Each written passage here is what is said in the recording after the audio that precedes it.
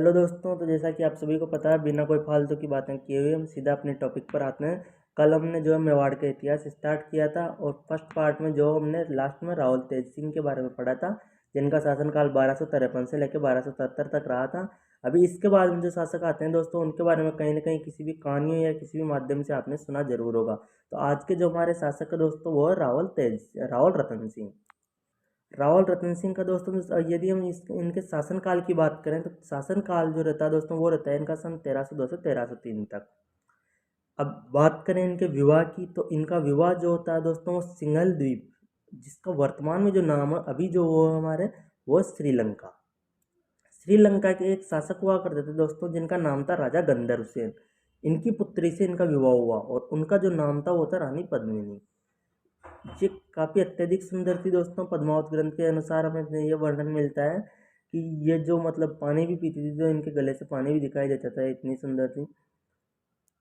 अभी ये इनके बारे में जानकारी हमें किन किन ग्रंथों से मिलती है, तो दो के बारे में हम पढ़ते हैं। तो एक जो होता है दोस्तों, वो तो होता है पद्मावत। इस पर मूवी बन चुकी है। और दूसरा जो होता है, वो होता है दोस्तों खजाइन उल फुतूह।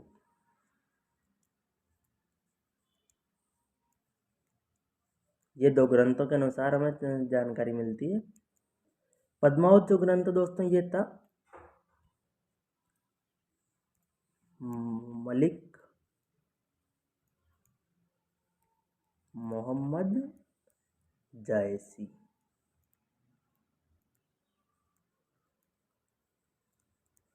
मलिक मोहम्मद जायसी का था ये। और जो खजाइन उल फतूह की बात करें तो ये अमीर खुसरो का था। और अमीर खुसरो ने जो दोस्तों इसके अंदर प्रत्यक्ष वर्णन किया था। अलाउद्दीन खिलजी ने जब अटैक किया था, यानी आक्रमण किया था चित्तौड़ पर, तो उसका जो प्रत्यक्ष वर्णन है वो अमीर खुसरो ने किया था। ये उस वक्त उन्हीं के साथ में ही थे। ये तो हो गई ग्रंथों के बारे में बात, जिनके अनुसार हमें जानकारी मिलती है। अब एक जो था दोस्तों इनमें, मतलब शुरुआत कहाँ से होती है, जो अलाउद्दीन खिलजी के और रावल रतन सिंह के बीच में जो युद्ध होता है, उसकी शुरुआत कहाँ से होती है, ये जानिए भी। सबसे पहले तो जो इनका मतलब 1302 से 1303 तक कार्यकाल रहा। अब विवाह होता है इनका गंदर हुसैन की पुत्री पद्मिनी के साथ। इनकी जो सुंदरता का वर्णन है दोस्तों, वो एक तोता करता है। ये भी आप याद रखिएगा, जो पद्मिनी है, इनकी सुंदरता का उल्लेख, सुंदरता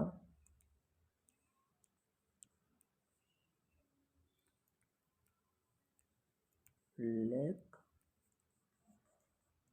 हीरामन तोता, हीरामन तोता करता है।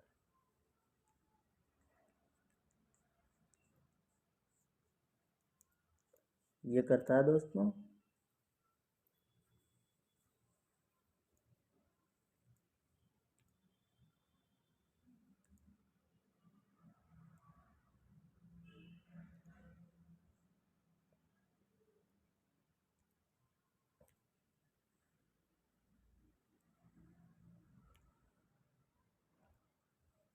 अभी होता क्या है दोस्तों, जो रावल रतन सिंह थे, इनके दरबार में एक दरबारी तांत्रिक रहा करते थे। कौन रहा करते थे दोस्तों? एक दरबारी तांत्रिक एक रहा करते थे।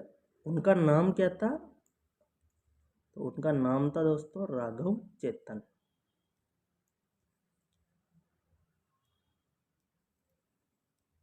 राघव चेतन नाम के दरबारी तांत्रिक रहा करते थे।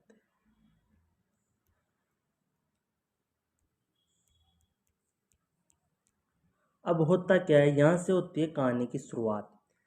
राव रतन सिंह को क्या है, जैसे पता लगा कि इनके जो विचार है वो कुछ ठीक ठाक नहीं है, मतलब विचारों के बारे में इनके पता लगा कि आदमी कुछ गड़बड़ है, तो इन्होंने क्या किया, इनको दे दिया देश निकाला। देश निकाला किसको दिया दोस्तों? देश निकाला दे दिया इन्होंने राघव चेतन को। इनको दे दिया देश निकाला।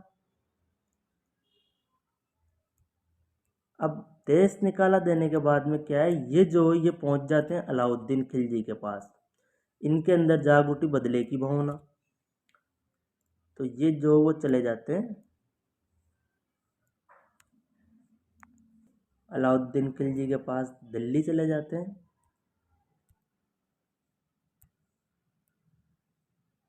कहाँ जाते हैं? दिल्ली,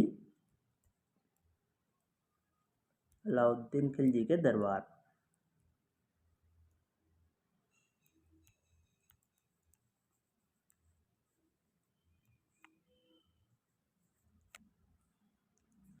वहाँ पे जाके क्या करते हैं, अलाउद्दीन खिलजी को जो है भड़का देते हैं कि चित्तौड़ में, मतलब चित्तौड़ के बारे में भड़का देते हैं कि मालवा का प्रवेश द्वार है, तो आपके लिए बहुत महत्वपूर्ण होएगा एक तरीके से राज्य की अर्थव्यवस्था के लिए, और अन्य राज्यों में जाने के लिए वहाँ का प्रवेश द्वार है।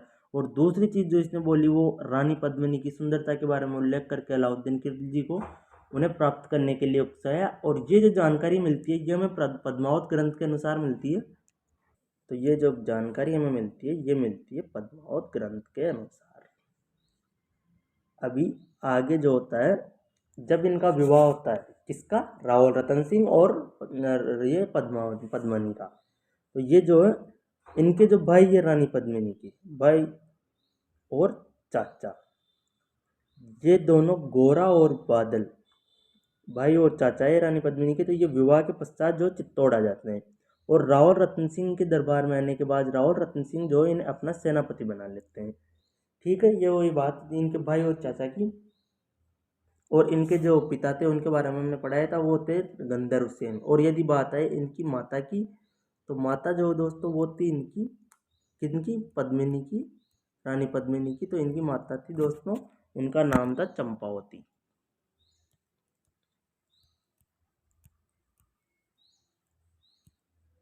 किनकी माता थी? तो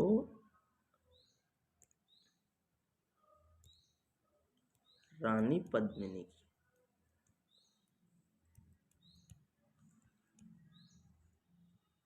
ठीक है दोस्तों, अब आगे चलते हैं।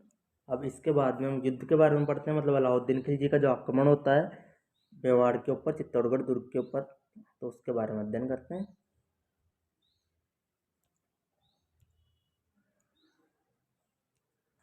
तो सबसे पहले तो दोस्तों जो आक्रमण है अलाउद्दीन खिलजी का, वो होता कब है? ये होता है जनवरी 1303।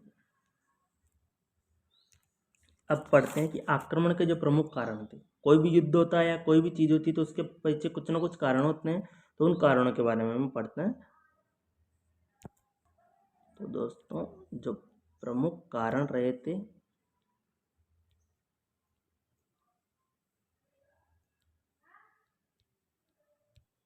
उनमें एक तो आता है जो अलाउद्दीन खिलजी थे,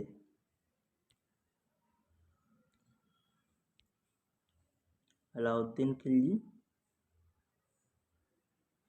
इनकी जो है साम्राज्यवादी नीति,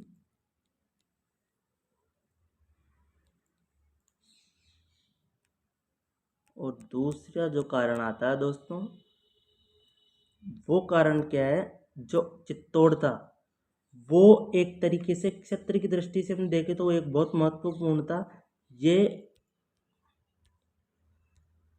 एक मिनट, ये जो है मालवा और गुजरात जाना पड़ता था, तो वो यहीं से होके गुजरना पड़ता था। तो मालवा, गुजरात और दक्षिण भारत का जो है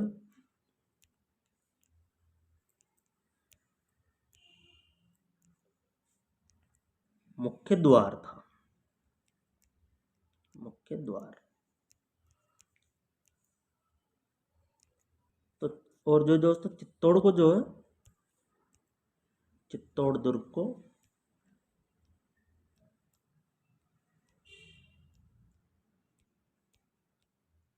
उस वक्त जो है मालवा का प्रवेश द्वार माना जाता था। माना जाता था क्या? सही सही, प्रवेश द्वार। तो यदि क्वेश्चन आ जाए तो आप याद रखिएगा मालवा का प्रवेश द्वार किसे कहते हैं, तो वो है जो चित्तौड़ दुर्ग था। और दक्षिण पूर्वी राजस्थान का भी इसे प्रवेश द्वार माना जाता है। अभी जगह कम है तो मैं लिख नहीं पा रहा हूँ, तो आप लिख लीजिएगा।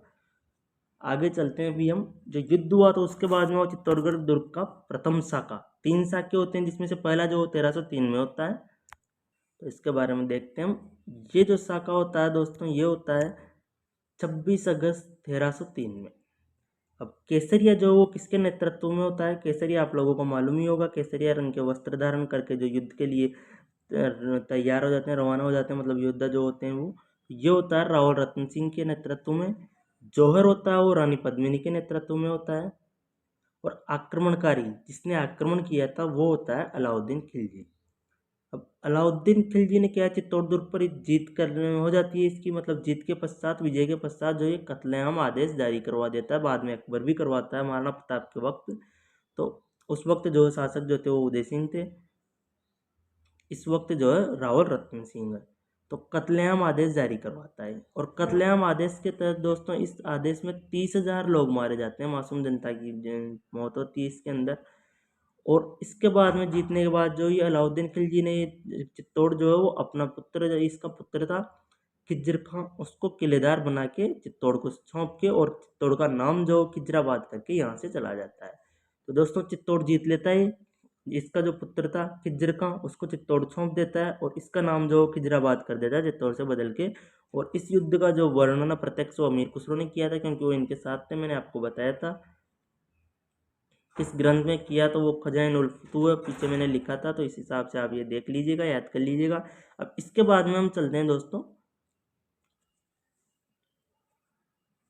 महाराणा हम्मीर सिसोदिया। यहाँ से जो सिसोदिया शाखा का आरंभ होता है दोस्तों, महाराणा हम्मीर सिसोदिया। इनका जो शासन काल है वो रहा है दोस्तों 1326 से लेके 1364 तक। इन्होंने जो दोस्तों, हम्मीर ने जो चित्तौड़ दुर्ग प्राप्त करने के लिए सिसोदा गांव से संघर्ष प्रारंभ किया, और 1326 ईस्वी में बनवीर सोनग्रा को मारकर ही चित्तौड़ दुर्ग पर अधिकार कर लिया। अभी इनके बारे में समझने के लिए हमें थोड़ा पीछे जाना पड़ेगा। आपको याद होगा कल मैंने आपको समझाया था, उसका मैं एक सेकंड आपको स्क्रीनशॉट दिखाता हूँ ताकि आपको याद आ जाए। ये देखिए दोस्तों, कल हमने पढ़ा था राजा रणजीत सिंह थे, उनके जो दो पुत्र थे रावल क्षेम सिंह। रावल क्षेम सिंह के काल में जो इनके भाई थे, इन्होंने सिसोदिया गांव की स्थापना की थी। अब इनके जो जो वंशज होते हैं एक, वो होते हैं अरिजीत सिंह। कौन? अरिजीत सिंह गोहिल। इन्हीं के वंशज राहब के जो सिसोदिया गांव की स्थापना की, तो इनके यहाँ पे वंशज होते हैं अरिजीत सिंह।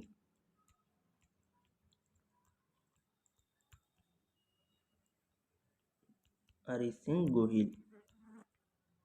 इनके जो पुत्र होते हैं वो होते हैं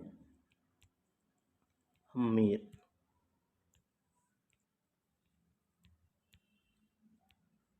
तो ये जो होते हैं दोस्तों, ये यहीं पे सिसोदिया गांव में होते हैं। तो इनका ये मानना था कि जो पहले वहां से जो चित्तौड़ से जो वही शाखा एक सिसोदिया गांव में आ गई, तो इनका मानना था कि चित्तौड़गढ़ दुर्ग पर भी हमारा ये अधिकार होना चाहिए, क्योंकि हम भी उसी वंश के हैं, उसी वंश की शाखा के हैं।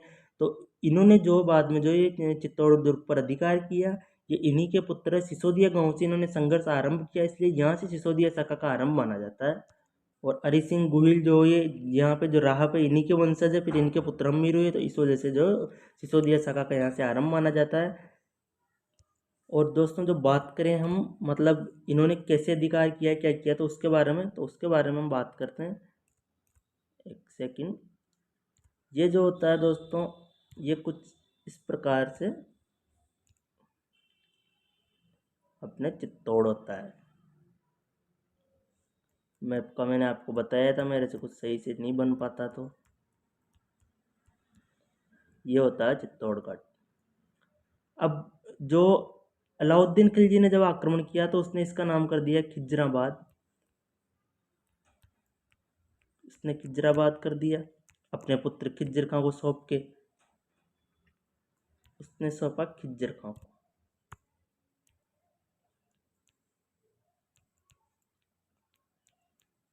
खिज्र खां को सौंप दिया उसने। अब खिज्र खां जो है दोस्तों, इसने क्या किया, इसने सौंप दिया इसको मालदेव को। मालदेव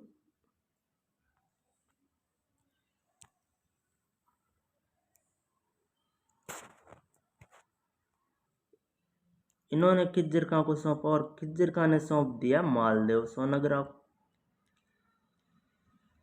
इन्हें मुछाला मालदेव कहा जाता है, मालदेव सोनग्रा को। अब इनका जो पुत्र हुआ, तो इनका पुत्र था दोस्तों बनवीर सोनग्रा। इनका उत्तराधिकारी बनता है बनवीर सोनग्रा। अब क्या होता है दोस्तों, ये बनवीर सोनग्रा जो उत्तराधिकारी किलेदार बनता है, तो हम्मी सिसोदिया जो है ये 1326 के अंदर इसको बनवीर सोनग्रा को मार देते हैं और चित्तौड़गढ़ दुर्ग पर अपना अधिकार कर लेते हैं। तो यहाँ से जो वो होता है, हम्मी सिसोदिया जो सिसोदिया शाखा का आरंभ करते हैं। और ये जो रावल शाखा मतलब रावल उपाधि, तो रावल उपाधि को त्याग करके और जो ये सर्वप्रथम राणा या महाराणा की उपाधि धारण करते हैं। इससे पहले जो शासक है वो रावल की उपाधि धारण करते थे। तो ये पहले ऐसे शासक है जिन्होंने राणा या महाराणा की उपाधि धारण की है। ये देखिए ये आ गया, मतलब इन्होंने जो है रावलीय की उपाधि का त्याग करके सर्वप्रथम राणा की उपाधि धारण की। और सिसोदिया गांव से इन्होंने संघर्ष किया, इसके कारण ये सिसोदिया शाखा कहलाई। इन्हें जो दोस्तों मेवाड़ का उद्धारक कहा जाता है। एक थे जो थे महाराणा प्रताप के काल में आते हैं भामाशाह, आप लोगों को याद हो तो, जो महाराणा प्रताप को धन देते हैं और सहायता करते हैं। तो भामाशाह, उन्हें भी जो है मेवाड़ का उद्धारक कहा जाता है और एक इन्हें कहा जाता है। और जो अपने महाराणा कुंभा होते हैं वो रसिक प्रिया की टीका, इसके जो दोस्तों और भी नाम है। इसे दोस्तों रसिक प्रिया की टीका को या तो कीर्ति स्तंभ प्रशस्ति या फिर कुंभलगढ़ प्रशस्ति भी कहा जाता है। और जो दोस्तों रणधीर ने जो दिल्ली के सुल्तान थे मोहम्मद बिन तुगलक, इन्होंने चित्तौड़ पर आक्रमण किया था। तो इनके आक्रमण को जो इन्होंने असफल किया था। इन्होंने सोचा कि मैं आक्रमण करता हूँ, फिर से चित्तौड़ पर अधिकार करता हूँ, पर इन्होंने जो उनके आक्रमण को पूरी तरीके से असफल कर दिया था। तो दोस्तों सिसोदिया शाखा के जो संस्थापक हो वो हमारे रणधीर ही माने जाते हैं। अभी इसके बाद में हम पढ़ेंगे दोस्तों महाराणा छत्र सिंह के बारे में। तो दोस्तों इनका जो शासन काल है वो रहता है 1364 से लेकर 1382 तक। ये नाम से आपको पता चल रहा होगा क्षत्र सिंह, इन्होंने जो अपने क्षेत्र का काफ़ी हद तक विस्तार किया, वो कुछ हम ये इस प्रकार से समझते हैं। ये क्या करते हैं दोस्तों, ये अपने क्षेत्र का बहुत ही ज़्यादा विस्तार करते हैं। अभी कुछ देखिए ऐसे समझ, ये है चित्तौड़गढ़ दुर्ग। ये यहाँ पर कुछ प्रमुख नगर हुआ करते थे उस वक्त, आहड़ और नागदा। तो ये जो ब्लैक ब्लैक आपको दिख रहा है ये तो चित्तौड़ है। तो इन्होंने क्या है, सबसे पहले तो अजमेर और मेरवाड़ा ही दिख रहा है आपको, इस पर विस्तार करके मतलब इस पर कब्जा कर लिया, इस पर भी देख पा ली। उसके बाद जो भीलवाड़ा को भी इन्होंने मिला लिया। फिर आता है दोस्तों जो हाड़ौती की जो हाड़ा है, इनको हराने का जो प्रथम श्रेय वो इन्हें दिया जाता है। महाराणा क्षेत्र सिंह को, हाड़ौती के हाड़ाओं को इन्होंने सर्वप्रथम इन्होंने ही इनको हराया। फिर उसके बाद में जो 256 का मैदान है इधर, ये 56 का मैदान, इस पर भी इन्होंने जो है अधिकार कर लिया। 56 के मैदान पर अधिकार कर ही लिया। और मालवा का जो संघर्ष है दोस्तों वो इनके काल में प्रारंभ हुआ, अभी आगे हम पढ़ेंगे। यहाँ पर क्या है, इन्होंने मालवा का जो शासक था दिलावर खां उसको मार दिया था। इसका जो शासक था दोस्तों वो था शासक दिलावर खां।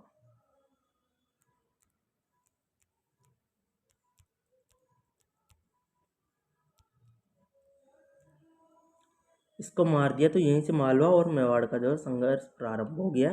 तो सबसे पहले तो अजमेर और मेरवाड़ा पर ही अधिकार कर लेते हैं, फिर भीलवाड़ा पर कर लेते हैं। हाड़ौती के हाड़ा है उनको सबसे पहले यही हराते हैं। 56 के मैदान पर अधिकार कर लेते हैं और मालवा के शासक इनको ये मार देते हैं। तो यहीं से जब मेवाड़ और मालवा का संघर्ष प्रारंभ हो जाता है, जो काफ़ी आगे तक चलता है, अभी आगे पढ़ेंगे तब मैं आपको बताऊँगा। तो महाराणा छत्र सिंह है, इनका काल से दोस्तों एक घटना और होती है। इनकी जो होती है एक दासी होती है। इनकी दासी महाराणा छत्र सिंह की एक दासी होती है, इनकी दासी, इनकी होती है दासी। उनके जो दोस्तों पुत्र होते हैं दो, चाचा व मेरा। ये दोस्तों आगे चल के क्या है, महाराणा मोकल की हत्या बाद में यही करते हैं, अभी यहाँ पे नहीं, बाद में करते हैं। तो बाद में हम आगे फिर मैं आपको बताऊंगा अभी। अब इसके बाद में चलते हैं दोस्तों, हम इसके बारे में उम्मीद करता हूँ आपको समझ में आ ही गया होगा। ये जो चित्तौड़गढ़ दुर्ग है, इससे ये मतलब इन्होंने क्षेत्र का बहुत विस्तार किया, जैसा आपको नाम से पता चल ही रहा। महाराणा छत्र सिंह चित्तौड़गढ़ दुर्ग के बाद में इन्होंने अजमेर पर मेरवाड़ा प्रांत पर अधिकार कर लिया। फिर भीलवाड़ा पर, अजमेर चित्तौड़ इनके पास पहले था, अजमेर पर अधिकार कर लिया, भीलवाड़ा पर कर लिया, फिर हाड़ौती का हाड़ाओं को हराया, 56 के मैदान पर अधिकार किया। तो इतना सारा अधिकार किया जिनका नाम ही जो छत्र सिंह हो गया। अभी आगे चलते हैं, आगे आते हैं हमारे महाराणा लाखा। शासनकाल की बात करें दोस्तों तो इनका जो शासनकाल है वो रहा सन 1382 से लेकर 1421 तक। इनके काल में क्या हुआ दोस्तों, जैसा कि हम देखते ही आ रहे हैं, लगभग आक्रमण पे आक्रमण हो रहे हैं, कुछ ना कुछ होता ही जा रहा है। तो मेवाड़ की जो अर्थव्यवस्था वो एक तरह से डगमाई हुई थी, लेकिन इनके काल में जावर की खान है उसकी खोज हुई। तो इससे जो सीसा जस्ता और चांदी निकला, जिससे मेवाड़ की अर्थव्यवस्था में बहुत मजबूत हो गई। काफ़ी अर्थव्यवस्था से एक तरीके से संपूर्ण तो वो हो गया मेवाड़ पूरी तरीके से, धन की कोई कमी नहीं रही मेवाड़ के पास में। इन्होंने जो मतलब अलाउद्दीन खिलजी थे, एक तो उन्होंने आक्रमण किया था, तो बहुत से मंदिरों को ध्वस्त करवा दिया था। तो उन मंदिरों का जो जीर्णोद्धार है यानी कि नवीनीकरण है वो इन्होंने करवाया। मैं लिख भी देता हूँ, अलाउद्दीन के द्वारा ध्वस्त मंदिरों को ठीक करवाया। अपन अपनी भाषा में ही चलते हैं, ज़्यादा हार्ड नहीं लेते हैं। और जो दोस्तों पिछोला झील का निर्माण है वो भी इन्हीं के काल में हुआ। एक चीज़ यहाँ पे याद रखिएगा, इनके काल में निर्माण हुआ लेकिन निर्माण जो वो इन्होंने नहीं करवाया। आप इस चीज़ में कन्फ्यूज मत होइएगा, कहीं पे यदि ये पहुँचे कि किसके शासनकाल में हुआ तो उसमें आएगा महाराणा लाका, लेकिन किसने करवाया तो उसमें जो आप कहेगा चिड़िया मार, गजब के नाम है देख लीजिए। और बिच्छू मार के नाम का कोई वो नहीं, काम से मतलब होना चाहिए, बिच्छू मार।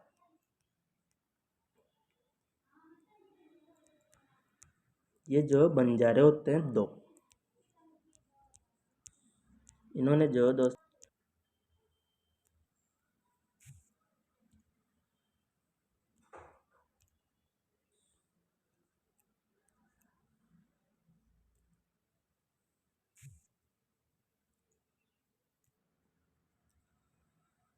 अब भाई ये भी बड़ी इंटरेस्टिंग स्टोरी है जो इनका विवाह की है ना। वो होता क्या है, जो मारवाड़ के युवराज होते हैं रणमल, उनका नाम क्या होता है दोस्तों, रणमल, युवराज रणमल।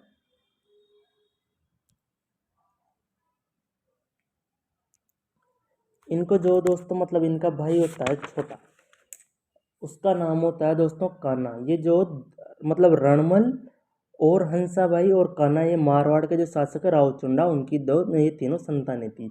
अब जो रावचुंडा क्या है वो अपने छोटे पुत्र को बना देता है शासक। तो ये जो इस बात से नाराज होकर के मारवाड़ को जो छोड़ के चले जाते हैं, और इन्होंने सोचा भाई जो ये राणा लाखा है, इनका बड़ा पुत्र था दोस्तों, उसका नाम था चुंडा सिसोदिया। तो मैं इनकी थोड़ी कहानी आपको समझाता हूँ, देखो थोड़ा सा टाइम लगेगा, आप सुनिएगा। ये यहाँ पे होता है मारवाड़। कौन सा राज्य होता है दोस्तों, ये होता है मारवाड़। इसके जो शासक होते हैं वो होते हैं रावचुंडा, रावचुंडा होते हैं। अब इनके जो दोस्तों एक तो होता है रणमल, एक जो होता है दोस्तों वो होता है कान्हा। अब इनकी माता के जो प्रेम में वशीभूत होके ये जो बना देते हैं कान्हा को शासक। रणमल होते हैं वो हो जाते हैं नाराज। तो इनकी जो बहन होती है कौन दोस्तों, हंसाबाई। हंसाबाई को लेके ये निकल पड़ते हैं मेवाड़ की ओर। मेवाड़ की ओर क्यों निकलते हैं, अभी जो राणा लाखा होते हैं इनके होते हैं दो पुत्र। किसके दोस्तों, राणा लाखा के दो पुत्र होते हैं। एक जो होता है उसका नाम तो दोस्तों चुंडा सिसोदिया। ये राव चुंडा है, चुंडा सिसोदिया है, कंफ्यूज मत होना आप, चुंडा सिसोदिया। दूसरा जो होता है दोस्तों वो होता है राघव देव। अब ये हंसाबाई को लेकर निकल पड़े कि भाई मैं जो है अपनी बहन का जो विवाह है वो करवाऊंगा चुंडा सिसोदिया से। तो क्या है, मुझे तो राज्य नहीं मिला, तो इसको तो कम से कम किसी राज्य की वो बने। तो इस वजह से भाई चुंडा सिसोदिया से कराऊंगा, और इस शर्त पे कि जो इससे उत्पन्न पुत्र होगा वो मेवाड़ का उत्तराधिकारी बने। लेके चले गई। अब इन्हें जो उस वक्त इतनी मतलब नॉलेज नहीं थी कि किसके हाथ में क्या है देना रहता है, तो मेवाड़ गए। अब इन्होंने जो उस वक्त कुछ परंपरा वगैरह चलती होगी कि जिससे विवाह करना होता है उससे वहाँ के दरबार में जाके इन्होंने जो एक नारियल और 1 रुपया जो राणा लाखा को, अभी राणा लाखा जो उस वक्त बहुत एज थे, मतलब बहुत बूढ़े हो चुके थे, तो उनको दे दिया। तो सभी जो दरबार के वो उसने लगे कि भाई इससे क्या मजाक किया जा रहा है, इससे कौन शादी करेगा। तो फिर ये बोलता है कि नहीं नहीं, मैं आपसे विवाह करने के लिए नहीं बोल रहा हूँ मेरी बहन का, मैं जो चुंडा सिसोदिया से आपके ज्येष्ठ पुत्र से विवाह कराऊंगा। अब भाई जो यहाँ पर जो है राणा लाखा उन्होंने बोल दिया कि भाई एक बार नारियल ले लिया, अब वापिस नहीं लौटाऊंगा, अब तो विवाह मुझसे ही होगा। अब ये तो वहाँ पे एक बार मेवाड़ के शासक को दे दिया, अभी उनका मजाक बनता है, ये वापिस लौटाने की कोई वो नहीं थी वहाँ पे, नारियल चला गया तो चला गया, अब तो विवाह होना ही था, पुराने जमानों की प्रथाओं आप जानते ही हो। तो रणमल जो दोस्तों वो कहते हैं कि भाई चलो ठीक है, अभी विवाह होगा ही सही, तो लेकिन मेरी जो एक शर्त है। कि क्या शर्त है? कि शर्त ये, जो इनसे उत्पन्न पुत्र होगा वही जो मेवाड़ का उत्तराधिकारी बने। तो जो चुंडा सिसोदिया उन्होंने कहा कि मैं आपको वचन देता हूँ, इनसे जो उत्पन्न पुत्र होगा उसको मैं मेवाड़ का उत्तराधिकारी बनाऊंगा। तो इस वजह से दोस्तों जो इनको मेवाड़ का भीष्म पितामह कहा गया। महाभारत देखी होगी आपने, वो भी भीष्म पितामह भी वचन देते हैं कि भाई मैं जो है इनको उत्तराधिकारी बनाऊंगा, सत्यवती को वचन देते हैं अपने पिता के प्रेम में वशीभूत होकर। तो ये जो मेवाड़ के भीष्म पितामह कहलाए। अब इनके साथ में भीष्म पितामह से भी बुरा होता है क्या है, ये जो हंसा भाई है इनके लिए इन्होंने इतना वो किया, विवाह भी किया, तब बोला कि भाई मैं वचन देता हूँ इनको बना दूंगा मैं मेवाड़ का शासक। अब बाद में जब मोक्कल की मृत्यु हो जाती है तो ये इनको चुंडा सिसोदिया पर झूठे आरोप लगाती है कि ये जो है मेरे पुत्र को, जो मोक्कल होता है फिर बाद में इनके पुत्र, उसको कि ये जो उससे राज्य को वंचित करना चाहते हैं और राज्य को छीनना चाहते हैं। तो इनको जो राज्य से बाहर निकालने का वो करती है। तो ये जो इनके कहने पर खुशी खुशी जो है ये वन के अंदर चले जाते हैं। तो इस वजह से जो है वन में जाने के कारण इनको जो है वो चुंडा सिसोदिया को, ध्यान रखिएगा कि नहीं, चुंडा सिसोदिया को मेवाड़ का राम कहा जाता है, क्योंकि वो भी वन में गए थे ना भगवान राम भी, तो मेवाड़ का राम इन्हें कहा जाता है। ये जो दोस्तों कुछ इस प्रकार से इनकी स्टोरी थी। फिर बाद में जो ये मेवाड़ राज्य के अंदर से त्याग करके मांडू चले जाते हैं, कौन दोस्तों, चुंडा सिसोदिया। अब इसके बाद में जो दोस्तों ये हंसाबाई और राणा लाखा के जो पुत्र होते हैं मोक्कल, उनके बारे में हम पढ़ते हैं, ये बाद में शासक बनते हैं। तो इनका जो शासन काल है दोस्तों वो रहता है 1421 से लेके 1433 तक। माता जो होती है वो हंसाबाई होती है, पिता आपको पता ही है राणा लाखा होते हैं, क्योंकि नारियल इनके पास चला गया था। अब इनका जो दोस्तों विवाह जो होता है महाराणा मोकल का, वो होता है आबू की परमार वंश की राजकुमारी सौभाग्य देवी से। और इनसे जो दोस्तों वो महाराणा कुंभा का जन्म होता है। आगे हम पढ़ेंगे, कल से हमारा टॉपिक महाराणा कुंभा का ही रहने वाला है, इंटरेस्टिंग टॉपिक होगा थोड़ा। इनके दरबार में जो दोस्तों जैसे पहले पीछे हमने पढ़ा था, राणा लाखा के दरबार में जैसे विद्वान रहा करते थे संस्कृत के, उसी प्रकार से इनके योगेश्वर भट्ट और विष्णु भट्ट जैसे प्रखंड विद्वान रहते थे। इन्होंने जो दोस्तों चित्तौड़गढ़ दुर्ग में द्वारिकाधीश मंदिर बनवाया।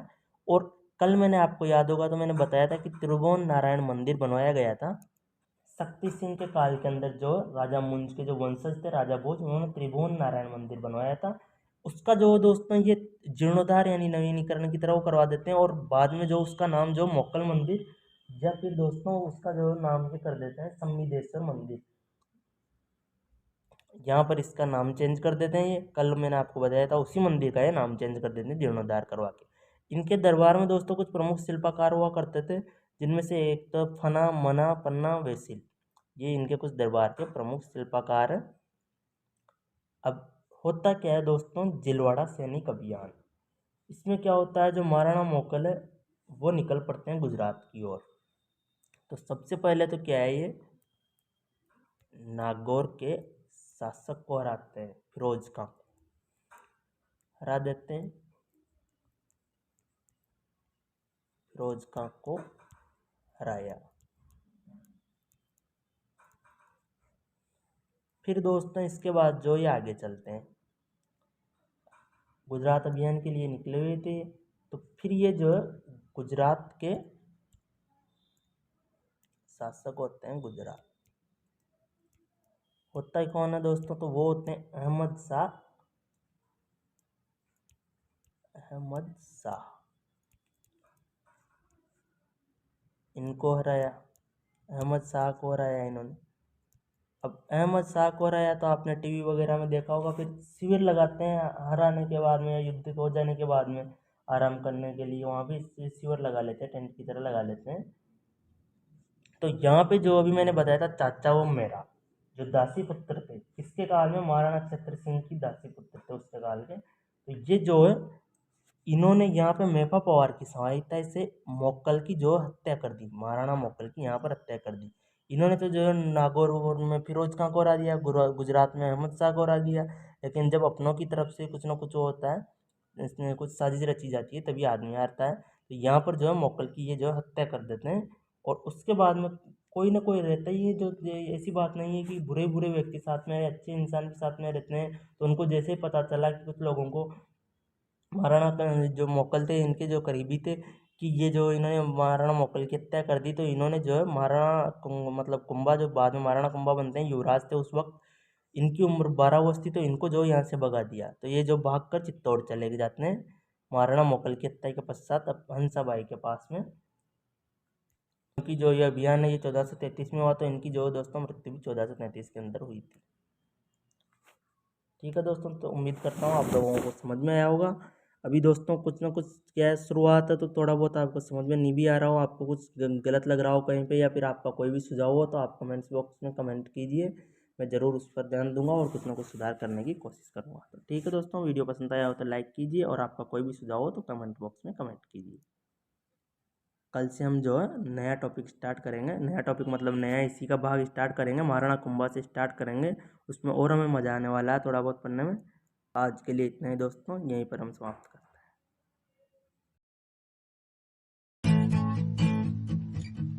Subscribe now and press the bell icon.